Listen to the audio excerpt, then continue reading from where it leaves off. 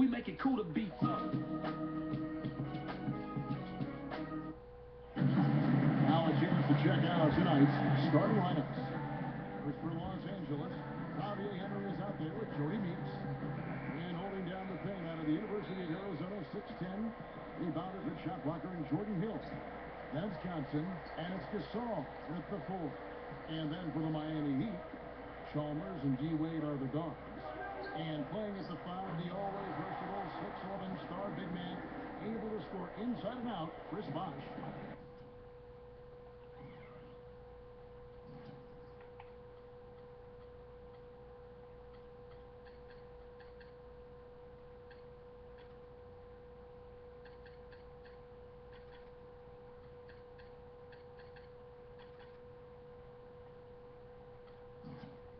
And it's LeBron James, and it's Battier in at the 4.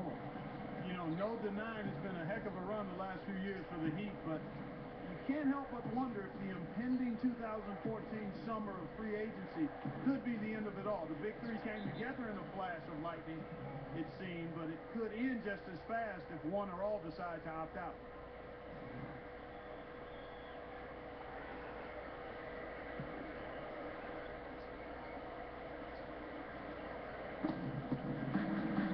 He kicks it to Meeks. Bosh against him.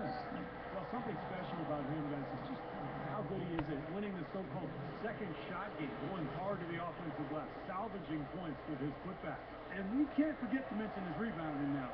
When you watch him, just keep an eye on the way he battles in the paint when the shot goes up. And he can't hit the second. Now the Heat with it. Earlier, Doris Burke spoke with head coach Eric Spoelstra. And what'd you find out, Doris? One player he doesn't want to overlook is Pau Gasol. He says Pau has that hook shot that is nearly impossible to guard, and that most of their defense on Pau will be centered around denying him the ball and forcing him to catch it away from the basket. We'll see if they can execute that plan, guys. Great. Thanks for the report, Doris. And Clark, as you were saying, the trio of LeBron, Wade, and Bosh all have options in their contracts to become free agents in 2014 if they choose to. And Steve, you have to think that at least one or two of them might exercise that right. Well, you know LeBron will, because he's the most underpaid athlete probably in the history of sports. He's worth 10 times what he makes. But it's going to be interesting to see what Miami does here the next couple of years with their roster. That's a shot that he sometimes struggles with, but you can't fault him for taking it when the defense backs off like that. Battier cannot hit. The clear look at the hoop, he doesn't miss many of those. Johnson with it, picked up by Battier, and there's the whistle, fouled hard on the shot. He'll go to the line. You know, for Pau Gasol, calling last year a rough year might be an understatement. He fought off an injury and tried to find a role on a team that was in transition. A year like that can really take a lot out of a guy. Chris Anderson has checked in for the Heat. And Steve, for Pau Gasol, he dealt with knee tendonitis from the first day of the season, then a concussion, torn plantar fascia. I mean, he just had one setback, it seemed, health-wise after another. It was just that kind of season, which symbolized the fate of his Lakers, too. They just never seemed to get it going until it was too late. But, you know, with Gasol, we're talking about a guy who's remained effective for a long time in his career. And when you have that kind of skill level, I think your game can translate as you get older.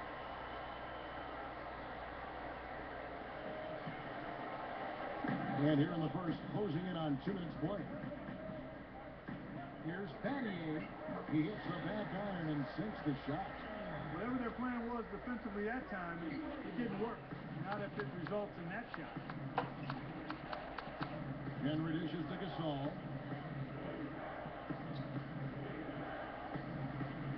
Pass to Johnson. Here's Hill. And a good offensive board. And he gets the bucket. Strong rebounding, and he's rewarded with the easy putback. Miami's gone 1 of 2 from long range in the first quarter. LeBron up top. He's guarded by Johnson. Great D that time from Johnson.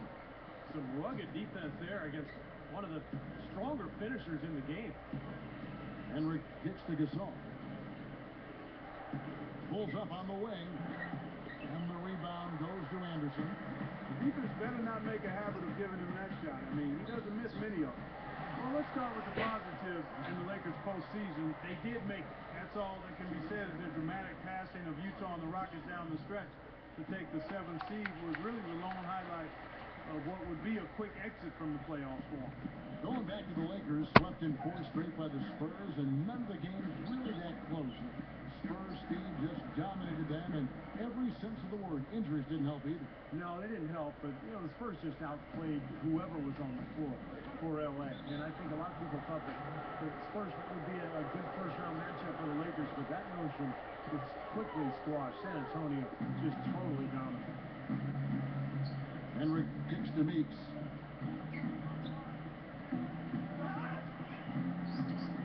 Can't get it to go. Some solid defense from Battier. Back to Anderson. Wade outside. Good ball movement here by the Heat. Miami no good on that time either. You know, even though he missed that one, great shooters have a way of feeling when they've got enough room to pull the trigger.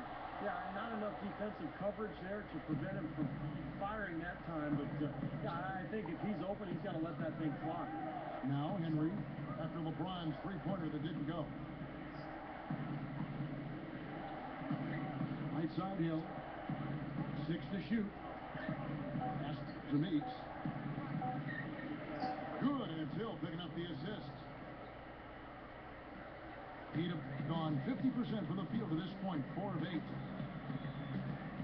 LeBron passes to Chalmers. He feeds it to Battier.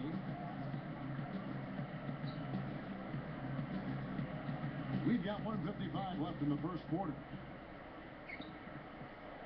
Now the pass to LeBron. It's good from about 19 feet. It's got to be nice for them to know that game in and game out, this offense is going to be there for them. So timeout call here. The first for Los Angeles. Some changes here for the Lakers. Heyman comes in for Jordan Hill. And Sean Williams subs in for Pau Gasol. Well, LeBron James was probably his best season statistically a year ago. I don't think there's any question about it, guys. I mean, certainly it was his most efficient offensive season. I mean, he had career highs of 56% shooting from the floor and 41% from long range. I don't know if we've seen a player of his size put together those kinds of numbers with the types of shots that he takes. I mean, just absolutely stunning what he did in terms of his efficiency last season. Now Battier, after LeBron's three-pointer that didn't go. And Cole kicks to Battier. LeBron outside. Tries again. And he lays it up and in. And for LeBron James this season before last, he really focused on scoring in the post. Using his size and strength. And we've seen his field goal percentage climb as a result. The low post work, I think the selection too, he shoots fewer three-pointers but a higher percentage. So now, you know, how do you guard the guy? He's got everything in the package.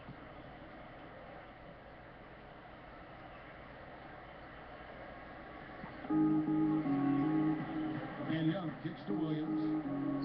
And again, it's the Lakers from deep.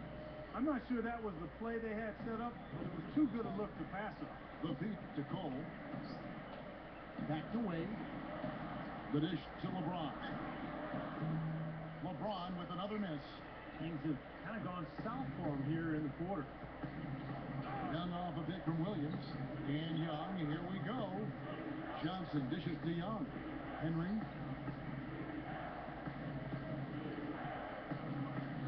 Back to Young. Just 5 on the clock. Knocked loose. Puts up a 3. Miami grabs the miss. Bosh has got 4 rebounds now tonight. This one for 3. No good on the buzzer beater. It's all tied in Miami. After this break, we'll be back with the start of the second quarter on 2K Sports.